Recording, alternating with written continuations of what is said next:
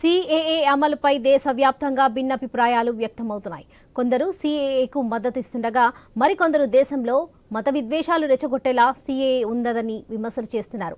అయితే సీఏఏ అమలుపై తమిళ star hero TVK party అధ్యక్షుడు దళపతి విజయ్ స్పందించారు. ఏఏ చట్టాన్ని తమిళ వెట్రి కగజం పార్టీ పూర్తిగా వ్యతిరేకిస్తున్నట్లుగా ప్రకటించారు. దేశంలోని కేరళ, తమిళనాడు వంటి కొన్ని రాష్ట్రాలు తమ రాష్ట్రాల్లో సీఏఏను ఎట్టి పరిస్థితుల్లో అమలు చేయబోమని తేల్చి చెప్పారు. కేంద్ర ప్రభుత్వం అమల్లోకి తెచ్చిన సీఏఏ చట్టాన్ని మేం వ్యతిరేకిస్తున్నామని, తమిళనాడులో ఈ చట్టాన్ని ఎట్టి పరిస్థితుల్లో అమలు చేయరాదని విజయ్ అన్నారు.